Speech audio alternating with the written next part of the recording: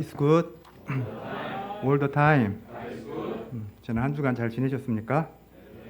여름 수양회가 진짜 정말로 얼마 남지 않은 것 같습니다. 그 축구에서도 보면 막판 5분이 중요하잖아요. 우리 여름 수양회 준비도 마찬가지인 것 같습니다. 이번 주 한 2, 3일 남았는데 우리가 막판 시간을 어떻게, 이게 축구에도 보면 막판 5분에 어떻게 하느냐에 따라 역전되기도 하고 또 역전시키기도 합니다. 우리가 이 마지막 수양회를 앞두고 남은 시간을 또 이렇게 잘 준비해서 이번 수양회 가운데 큰 성령의 역사가 있기를 기도합니다. 오늘 말씀의 제목은 잃어버리는 자를 찾아 구원하러 오신 예수님입니다. 요절 10절 함께 읽고 제가 기도하고 시작하겠습니다. 시작. 사랑건애가 충만하신 하나님 아버지, 하나님 앞에 이렇게 모여서 또 하나님께 예배를 드리고 또 하나님의 말씀을 듣게 해주셔서 감사합니다. 하나님께서 이렇게 이 예배 가운데 임재하여 주시고 또 성령으로 역사해 주셔서 오늘 말씀을 통해 잃어버린 자를 구원하러 오신 예수님의 마음을 깊이 깨닫는 시간 되게 도와주십시오. 성령께서 이 시간 함께 해주셔서 부족한 죄인의 부족한 점, 허물을 모두 가려주시고 다만 하나님의 말씀을 잘 대언케 도와주십시오. 듣는 모든 분들이 또 마음을 열고 주님의 이 생명의 말씀을 또 잘 들을 수 있도록 도와주십시오. 감사드리며 예수님 이름으로 기도하였습니다. 네. 지난 출애굽기 말씀에서 하나님은 이스라엘 백성들과 언약식을 맺고 그들 중에 거할 성소를 지으라고 말씀하셨습니다. 지극히 거룩하신 하나님께서 죄악된 이스라엘 백성들과 함께 거한다는 것은 그것은 보통 일이 아닙니다. 학교나 직장에서 인간 갈등이 있는 원수 같은 상대들과 함께 하는 것이 얼마나 힘이 듭니까? 그러나 하나님은 죄악과 반역을 일삼는 이스라엘을 사랑하셔서 그들과 함께 하기를 원하셨습니다. 그들과 함께 하시기 위해 성소를 짓고 그곳에 거하고자 하셨습니다. 이 하나님께서 우리와 함께 하시기 위해 육신의 몸을 입고 이 땅에 낮아져 오셨습니다. 그리고 우리를 사랑하시되 끝까지 사랑하셔서 십자가에 그 몸까지 내어주심으로 우리를 향한 끝없는 사랑을 보여주셨습니다. 오늘 본문의 삭개오는 아무도 함께 하려 하지 않던 심히 부담스러운 존재였습니다. 그러나 예수님은 그를 찾아와서 만나주셨습니다. 그리고 삭개오야 하며 그의 이름을 불러주시고 그의 집에 유하여야 하겠다고 하셨습니다. 삭개오는 즐거워하며 영접하고 예수님의 끝없는 사랑에 감동된 새 인생을 살게 됩니다. 이것은 참으로 놀라운 기적 같은 사건입니다. 오늘 말씀을 통해 삭개오를 만나 새 인생 살게 하신 이 예수님이 어떤 분이신가 생각해보고 은혜 받을 수 있기를 기도합니다. 파트 1, 삭개오는 어떤 사람인가? 1절부터 4절까지입니다. 1절을 보십시오. 예수님은 예루살렘으로 올라가시는 길에 여리고에 들어가셨습니다.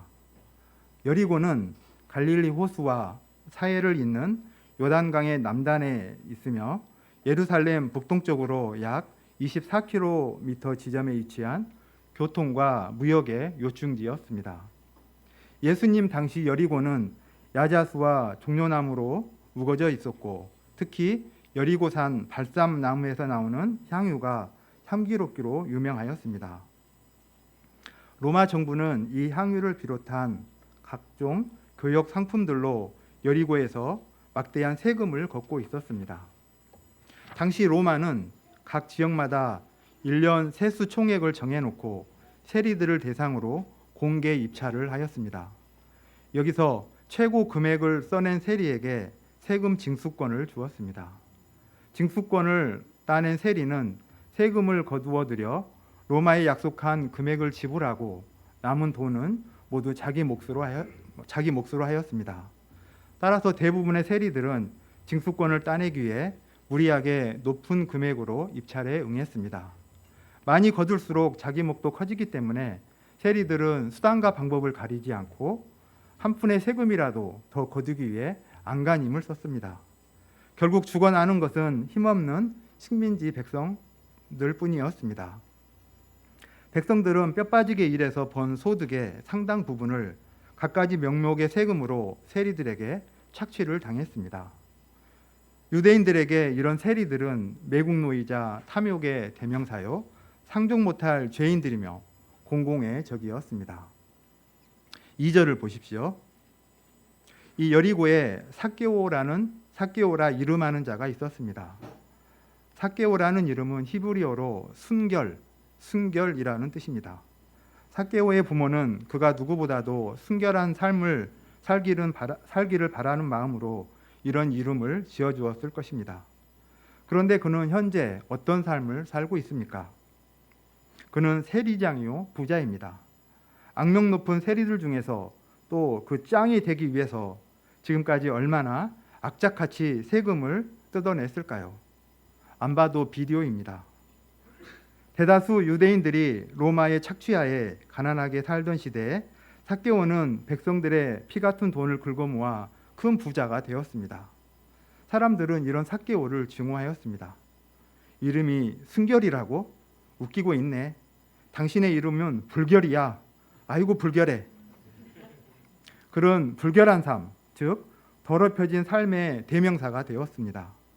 그도 처음부터 이런 삶을 살고 싶지는 않았을 것입니다. 부모님의 바람대로 순결하게 살고 싶었습니다. 그런데 그의 가정 형편이 너무나 열악했습니다. 그의 키가 남들보다 유달리 작은 것도 성장 과정에서 충분한 영양을 공급받지 못했기 때문이었습니다. 사랑하던 어머니가 병원에 갈 몇 푼의 돈이 없어 전전긍긍하다가 고통 중에 돌아가신 사건이 계기가 되었을까요? 그는 결심했습니다.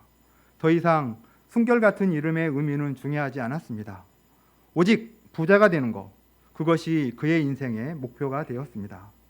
식민지 백성으로서 가장 많은 돈을 벌 수 있는 길은 무엇일까 고민하다가 결국 세리가 되고자 했습니다.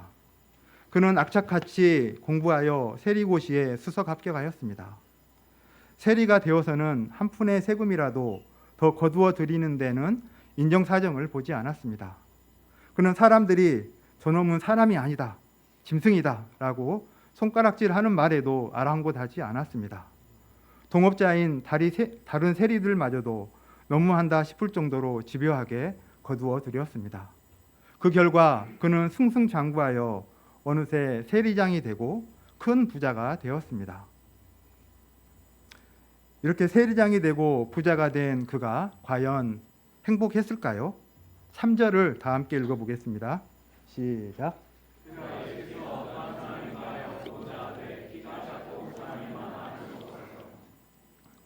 이런 그가 마침 여리고에 들어오신 예수님을 보고자 했습니다. 왜 보고자 했을까요? 단순히 호기심 때문이었을까요? 뒤에 따르는 그의 행동을 보면 호기심이 전부가 아니라 꼭 보고 싶다는 열망이 그에게 있었음을 알 수 있습니다. 예수님을 알고자 하는 그의 열망은 예수님의 제자 중에는 세리 출신이 있다는 이야기를 들었을 때부터 시작되었던 것 같습니다. 그의 마음에는 왜 마태는 세리 생활을 접고 예수님의 제자가 되었을까라는 의문이 늘 있었습니다.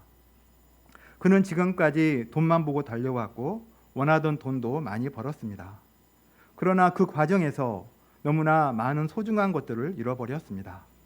사람들은 삭개오와의 관계를 단절함으로 그를 응징하려고 했습니다. 그래서 그에게 친구가 없었습니다. 그는 너무 외롭고 고독했습니다. 마태의 친구가 되어준 예수님은 어떤 분이실까? 꼭 만나보고 싶었습니다.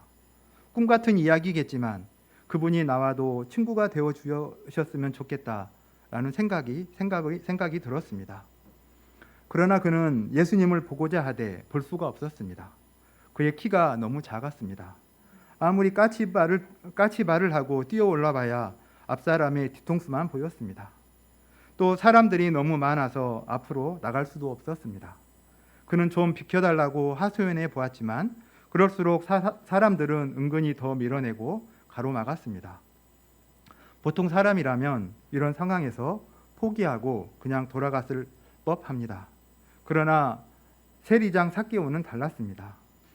4절을 보십시오. 앞으로 달려가서 보기 위하여 돌 무화과 나무에 올라가니 이는 예수께서 그리로 지나가게 되밀어라. 그는 누가 자신을 밀어낸다고 해서 그냥 밀려버리는 그런 수동적인 사람이 아니었습니다. 그는 자기가 원하는 것에 대한 대안을 찾아 반드시 성취하려는 야망을 가진 사람이었습니다. 그렇지 않았더라면 그가 당대 최고의 세관 중에 하나였던 여리고의 세리장이 되지 못했을 것입니다. 그는 도로의 지형 지물들을 살펴보고 예수님이 어디로 가실지 동선을 정확하게 예측하였습니다. 그리고는 앞으로 달려가서 예수님 일행이 곧 지나가게 될 지점에 있는 돌 무화과 나무 위로 올라갔습니다. 중년에 배 나온 키 작은 아저씨가 나뭇가지를 붙잡고 코알라처럼 대롱대롱 매달려 있는 모습을 상상해 보십시오. 얼마나 우스꽝스러운 모습입니까? 하지만 그는 전혀 아랑곳하지 않았습니다. 돈만 보고 살고 영적인 소원은 조금도 없을 것 같았던 삭개오에게 예수님을 보고자 하는 열망이 이토록 강할 줄을 누가 알았겠습니까? 삭개오의 은밀한 영적 소원을 아무도 알아보지 못했지만 오직 한 분, 예수님은 알고 계셨습니다. 파트 2, 이 예수님은 어떤 분이신가? 5절에서 10절입니다. 5절을 다 함께 읽어보겠습니다. 시작.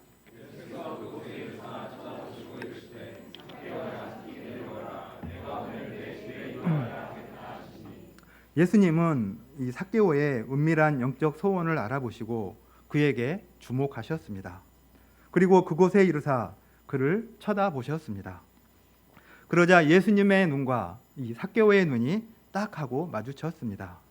그 순간 삭개오는 너무 놀란 나머지 하마터면 나무에서 떨어질 뻔했습니다. 예수님은 삭개오의 눈에서 모든 것을 읽으시고 말씀하셨습니다. 삭개오야, 속히 내려오라. 내가 오늘 내 집에 유하여야 하겠다.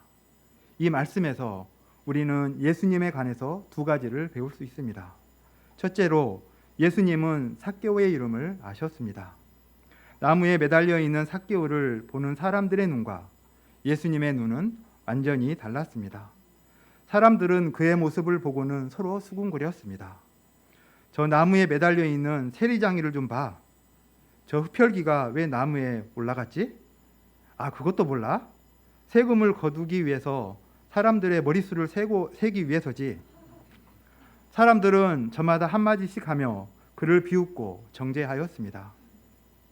그러나 예수님은 그를 이해와 사랑과 긍휼의 눈으로 보셨습니다.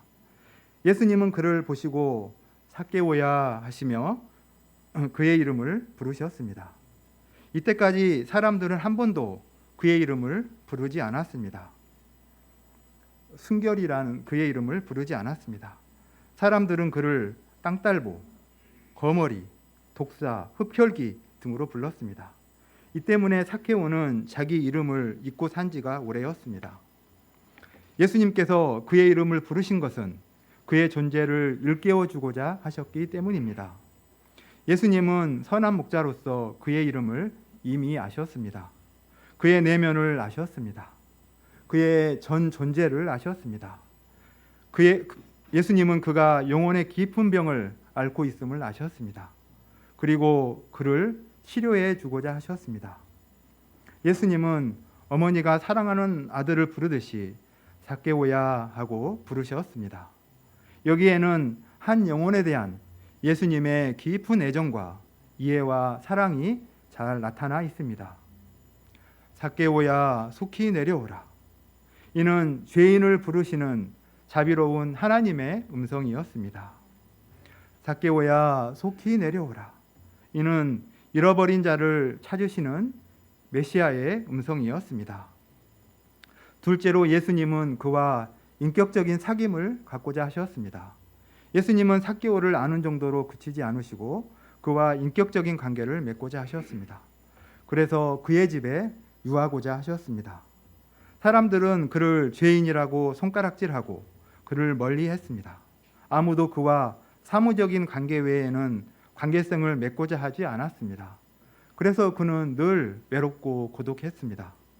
그에게는 진실한 대화를 나눌 친구가 아무도 없었습니다. 예수님은 이런 그를 잘 아시고 그의 집에 유하겠다고 하셨습니다. 예수님께서 그의 집에 들어가신 것은 그의 존재의 세계, 그의 마음의 깊은 세계에 들어가신 것을 의미합니다. 예수님은 그가 너무 깊이 병들었기 때문에 의사가 중환자를 치료하기 위해 왕진하는 것과 같이 그의 집에 들어가셔서 그의 병든 내면을 치료해 주고자 하셨습니다. 예수님은 그와 함께 음식을 나누면서 대화하시고 그의 친구가 되어주고자 하셨습니다. 예수님은 거룩하신 하나님이시요 삭개오는 냄새나고 추악한 죄인입니다. 예수님은 삭개오의 집에 유하심으로 그에게까지 낮아지셨습니다. 우리는 이 예수님에게서 성육신의 은혜를 볼 수 있습니다. 이 예수님은 2000년 전 삭개오에게 뿐만 아니라 오늘날에도 나의 이름을 불러주시고 내 마음속에 들어오셔서 나와 함께 유하기를 원하십니다. 저는 초등학교에 들어가기 전 유년 시절에 동네 교회에 다닌 적이 있었습니다. 어린이 여름 성경학교가 있었는데 누구의 전도도 없이 제 발로 교회 여름 성경학교에 참석하였습니다. 여름 성경학교에 풀 참석하여 개근상을 타고 친구들을 많이 데리고 가서 전도 왕상도 받았던 기억이 있습니다. 지난 저의 삶을 돌이켜 생각해 보면 예수님은 그때 저의 이름을 부르셨던 것 같습니다. 건두야. 그 후 중고등학교 시절 어려움이 있을 때마다 교회에 나가 예수님께 기도를 하였습니다.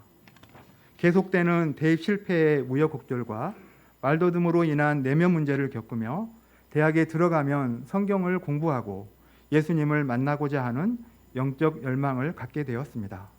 예수님은 이런 저를 대학 합격자 발표날 김열국 목자님을 통해 찾아와 주시고 말씀 공부로 초청해 주셨습니다. 저는 제 인생에 일어났던 이런 일들이 지금껏 내가 소원을 갖고 예수님을 찾았기 때문이라고 생각했습니다. 부모님과 집안 어른들의 반대 등 크고 작은 자객물이 많아서 교회에 나가기가 쉽지 않았는데 거기에 내가 굴복하지 않았기 때문에 예수님을 만날 수 있었다고 생각했습니다. 중도에 교회를 떠날 수도 있었는데 그래도 나니까 여기까지 온 것이라는 은근한 자부심도 있었습니다. 그러나 사실은 내가 예수님을 찾기 전 먼저 예수님이 나를 찾으셨습니다. 내 발로 교회에 간 것은 맞지만 내 발을 이끄신 분은 예수님이십니다. 내가 예수님을 알기 전에 예수님이 먼저 나를 아셨습니다. 언제부터 아셨는가 하면 성경은 창세전부터 너를 아셨다고 말하고 있습니다. 예수님은 이미 나의 이름을 아시고 불러주셨던 것입니다. 건두야, 내가 너에게 유하여야 하겠다. 예수님은 이렇게 제 이름을 불러주시고 저와 늘 함께 하시며 중고등학교 시절 저의 내면의 고통과 아픔을 다 아셨고 고시 시절 저의 외로움과 고독을 아셨고 목자로 사는 동안 내 영혼의 깊은 갈망과 소원을 다 아셨습니다. 그래서 찬송가 90장의 가사처럼 이렇게 고백할 수밖에 없습니다. 주 예수 내가 알기 전 날 먼저 사랑했네. 그 크신 사랑 나타나 내 영혼 거듭났네. 내가 예수님을 찾기 전 날 먼저 찾아오시고 내 이름을 불러주시고 지금까지 나와 함께 해주시는 예수님의 끝없는 사랑에 깊은 감사와 찬양을 드립니다. 예수님의 초청의 말씀에 대한 삭개오의 반응이 어떠합니까? 6절을 보십시오. 급히 내려와 즐거워하며 영접하거늘. 그는 속히 내려오라는 예수님의 말씀을 듣자마자 급히 내려왔습니다. 즐거워하며 예수님을 영접하였습니다. 이 순간 그는 너무 행복해서 가슴이 터질 것만 같았습니다.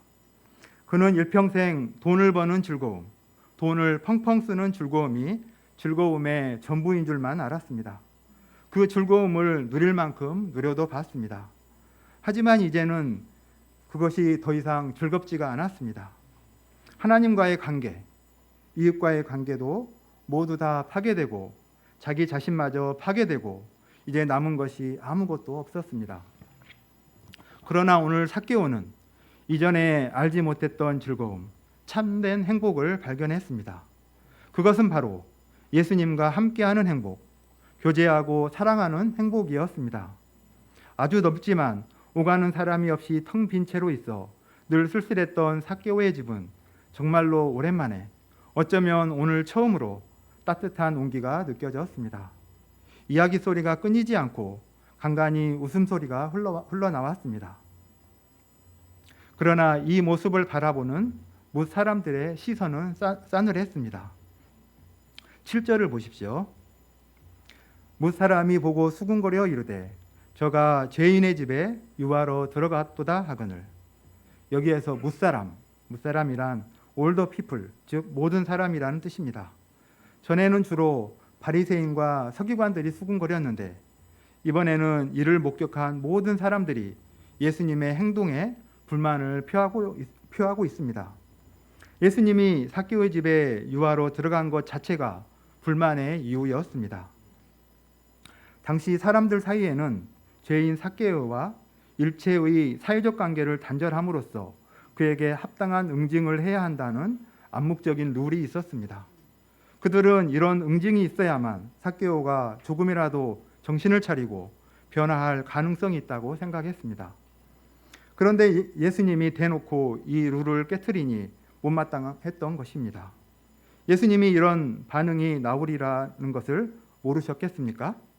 예수님은 다 아시면서 삭개오 한 사람을 위해 평판이 깎이는 위험, 구설수에 오르내리는 위험, 비난의 표적이 되는 위험을 기꺼이 감수하셨습니다.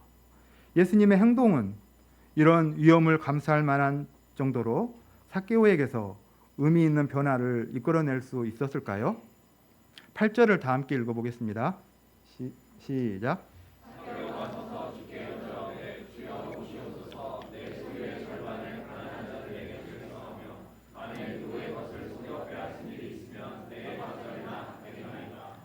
예수님을 만난 삭개오는 완전히 새 사람으로 변화되었습니다. 그의 가치관이 변화되고 삶의 스타일이 변화되었습니다. 그는 움켜쥐고자 하는 자에서 나누어 주고자 하는 자로 변화되었습니다. 구원받은 사람의 가장 본질적인 변화의 특징은 받고자 하는 데서 주고자 하는 대로 변하는 것입니다. 과거 그는 무엇인가 얻고자 하는 탐욕으로 가득 차 있었습니다. 그러나 그가 예수님을 만나고 변화되었을 때 주고자 하는 마음으로 가득 차게 되었습니다. 과거 그는 물질의 노예였습니다. 이때까지 그는 물질을 하나님으로 삼고 물질을 사랑하고 물질을 모으기 위해서는 수단과 방법을 가리지 않았습니다. 이 때문에 그는 많은 사람들에게 상처를 주었습니다. 그의 가치관은 삐뚤어져 있었습니다. 그러나 그가 예수님을 영접하자 그의 가치관은 완전히 달라졌습니다. 사도 바울은 예수님을 만났을 때 과거 자기에게 유익하던 모든 것을 다 해로 여기고 배설물로 여겼다고 했습니다. 이는 예수님을 아는 지식이 세상의 그 어떤 것과도 비교할 수 없는 가장 최고의 지식이기 때문입니다. 이처럼 삭개오도 예수님을 만났을 때 예수님은 그에게 있어서 최고의 가치요 보배가 되었습니다. 예수님은 그의 인생의 의미요 목적이 되었습니다. 기쁨이요 소망이 되었습니다. 전부가 되었습니다. 그는 이제 물질의 탐심에서 해방되어 참 자유인이 되었습니다. 그는 물질의 재산의 절반을 뚝 잘라 가난한 사람들에게 나누어 주는 것이 조금도 아깝지가 않았습니다. 아니, 그것이 그에게 큰 기쁨이 되었습니다. 그가 예수님을 영접하자 가난한 자들이 보였습니다. 그의 마음에 예수님의 사랑이 맞아 이웃에 대한 사랑이 생겼습니다. 이때 그는 물질을 다스릴 수 있게 되었고 물질을 가치 있는 일에 쓸 수 있게 되었습니다. 뿐만 아니라 삭개오는 그 이름처럼 순결하고 의로운 인생을 살고자 결단하게 되었습니다. 과거 그는 자신이 부요해지기 위해 서슴지 않고 불의를 행하였지만 이제는 불의를 배격하고 정의를 쫓아 살고자 하였습니다. 그는 만일 누구의 것을 속여 빼앗은 일이 있으면 4배나 갚겠다고 하였습니다. 이것은 그가 과거에 누구의 것을 속여 빼앗은 것을 뉘우치고 갚겠다는 반성인 동시에 앞으로는 절대 그러한 불의를 행하지 않겠다는 결단이었습니다. 부자 삭개오가 이런 반성과 결단을 하는 것은 정말 쉽지가 않습니다.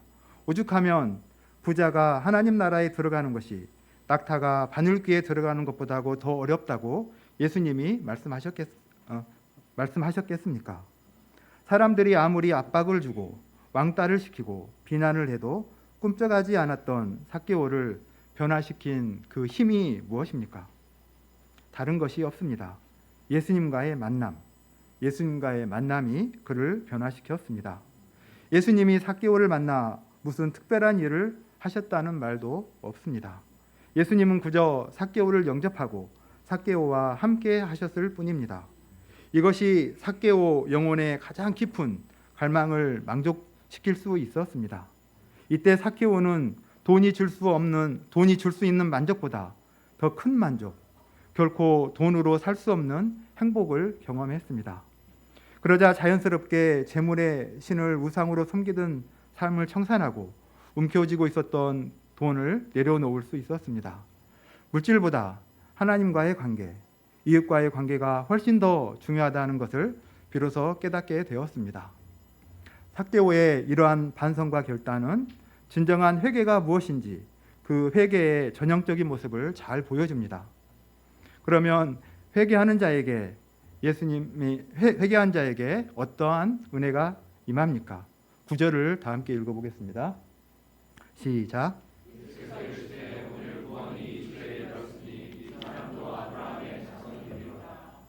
삭개오와 그 집에 모인 모든 사람들을 향해 예수님은 선포하십니다.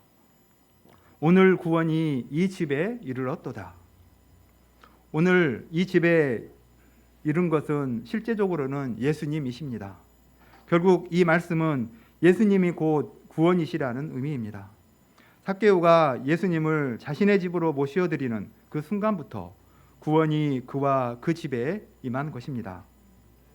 또한 예수님은 이 사람도 아브라함의 자손이라고 선포하십니다. 예수님은 삭개오가 하나님의 백성의 지위를 회복했다고 선언하셨습니다.